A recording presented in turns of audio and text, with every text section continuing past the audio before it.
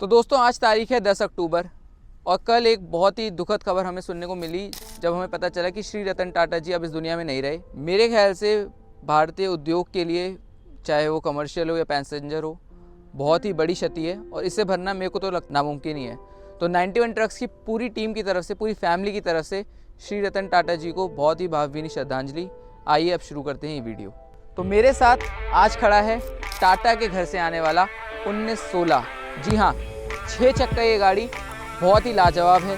Sleeper cabin, day cabin और मेरे सामने और जो मेरे पीछे खड़ी है वो है काउल बॉडी। इसके बारे में जानेंगे एक एक जानकारी। हमेशा की तरह नमस्कार, मेरा नाम है फैज़ मिराज और आप देख रहे हैं आपका अपना 91 ट्रक्स।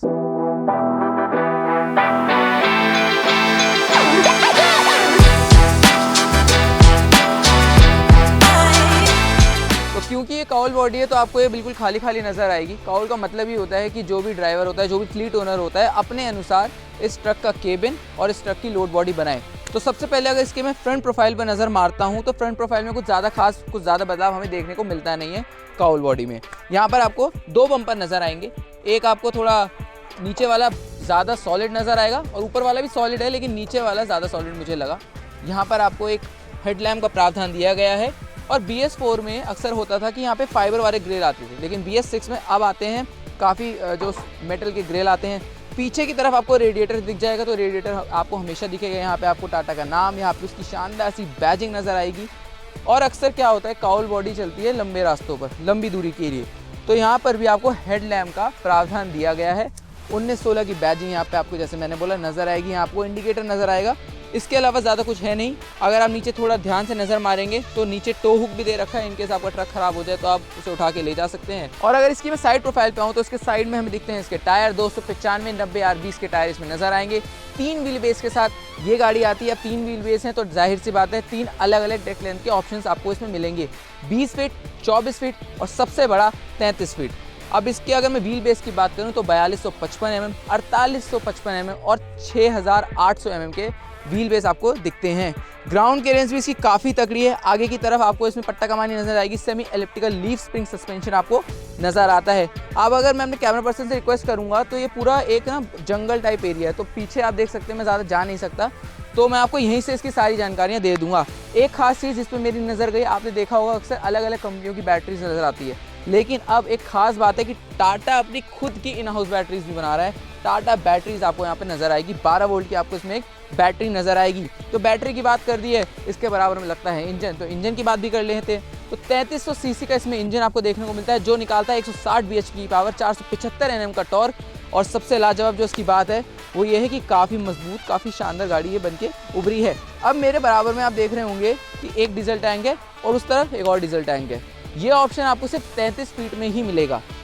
365 लीटर का आपको इसमें डीजल टैंक मिलता है, काफ़ी तगड़ा है। 365 इधर, 365 उधर। अब भूल जाइए वो दिन जब आपका कोई चलान करेगा, RC में छप के आएगा कि भैया आपके पास 2 डीजल टैंक है, और चाहो तो आप, मैं आगे बताऊंगा आपको कि आप एक का कटआउट स्विच, एक को बंद कर सकते हैं और एक को ही चला सकते हैं, वो आपके ऊपर है। पीछे की बात करें और अगर मैं पीछे आऊँ तो यहाँ पे आपको स्टेपनी नज़र आ जाएगी। LPT की मैं बात करूँगा, इसी ट्रक में LPT का ऑप्शन भी आपको नज़र आता है। जैसे मैंने शुरुआत में बताया था, LPT में स्लीपर केबिन, डे केबिन, इसमें आपको स्टेपनी कहीं और नज़र आती है, यहाँ पे आपको साइड में नज़र आती है। साइड में देने से ये फ़ायदा होता है कि ड्राइवर आराम से निकाल सकता है स्टेपनी को। और अगर मैं पीछे हूँ तो जैसे मैंने बोला कि भारत जैसा देश है, वहाँ पे 6 चक्का गाड़ी सबसे ज़्यादा चलने वाली गाड़ियों में से एक होती है, क्योंकि जो ज़्यादातर सामान है इन 6 चक्का गाड़ियों में ही ले जाया जाता है। अब आप पीछे की तरफ देखेंगे तो ये बहुत ही लंबी बॉडी है। यहाँ पे आप चाहें तो अपना एक टूल बॉक्स भी बनवा सकते हैं। पीछे की तरफ आपको एक रिवर्स पार्किंग सेंसर भी मिलता है और LED लाइट्स का प्रावधान भी दिया गया है। अब मैं जल्दी से फटाफट यहाँ से होता हुआ चेसी के अंदर से जाता हूँ। तो चेसी के अंदर आ गया मैं। तो चेसी की मैं बात करूँ तो आपको काफ़ी मोटी, काफ़ी चौड़ी चेसी नज़र आती है। क्रॉस मेंबर्स का भी काफ़ी शानदार काम करा गया है।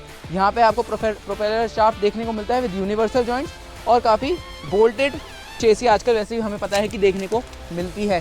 पीछे की तरफ आपको पट्टा कमानी नज़र आएगी। ज़्यादा वजन लेके जाएगी। अब ज़्यादा वजन लेके जाएगी तो कितना वजन लेके जाएगी? 9 टन से लेके 13.2 टन तक आप ले जा सकते हैं। और 1916 नाम है तो 18,500 किलो का GVW और 160 HP की पावर, तो बन गया 1916। यहाँ पर आपको जैसे मैंने बोला था कि डीजल टैंक एक और देखने को मिलता है, 365 लीटर इधर, 365 लीटर इधर। यहाँ पर आपको एक DEF tank diesel exhaust fluid भी मिलता है 60 लीटर के आसपास का। और यहाँ पे आप अगर मैं अपने कैमरा पर्सन से रिक्वेस्ट करूँगा तो यहाँ पर आपको अलग अलग फ्यूल्स के ऑप्शन भी नज़र आएंगे। तो जब कॉल बॉडी होती है ना, उसका फ़ायदा ये होता है कि मालिक हो या ड्राइवर हो अपने अनुसार बॉडी बनवा सकता है। इसके अलावा और क्या खास है, अब मैं ज़रा ऊपर चढ़ जाता हूँ फिर मैं आपको बताता हूँ। तो अब हम इस काउल बॉडी के अंदर चढ़ने जा रहे हैं और देखते हैं कि कैसा लगता है इसके अंदर बैठ के और क्या क्या फीचर इसमें हमें देखने को मिलते हैं। तो सबसे पहले मैं इसमें एक बात बता दूँ कि ट्रेडिशनल ट्रक्स की तरह इसमें आपको जो फुट स्टेप है वो नहीं मिलता है।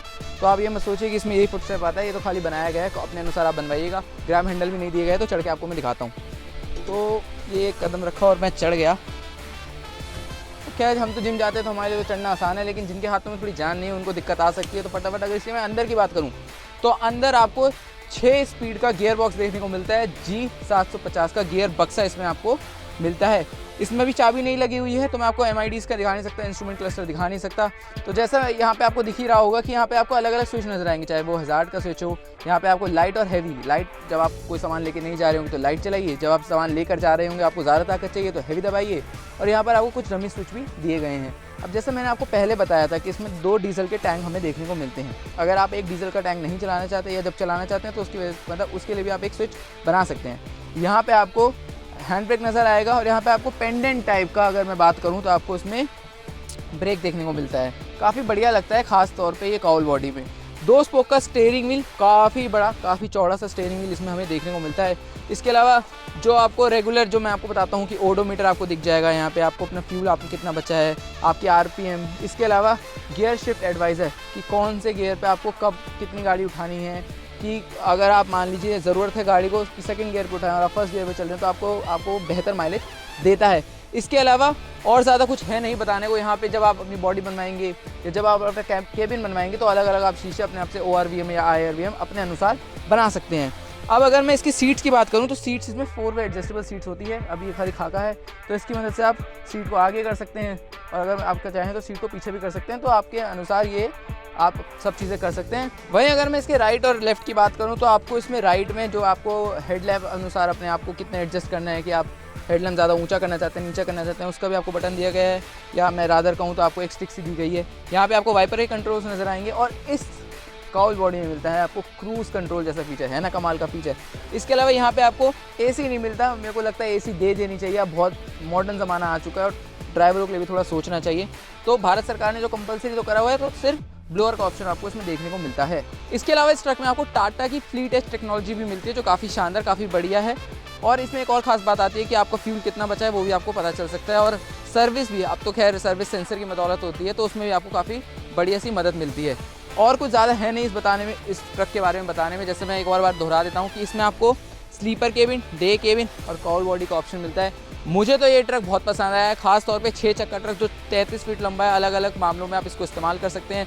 आपको ये ट्रक कैसा लगा हमारे कमेंट बॉक्स में ज़रूर बताइए और हमें सब्सक्राइब करना ना भूलें। मैं देख रहा हूँ सब्सक्राइब कम कर रहे हैं। मेरी तरफ से और मेरे कैमरा पर्सन गोविंद की तरफ से बहुत बहुत नमस्कार।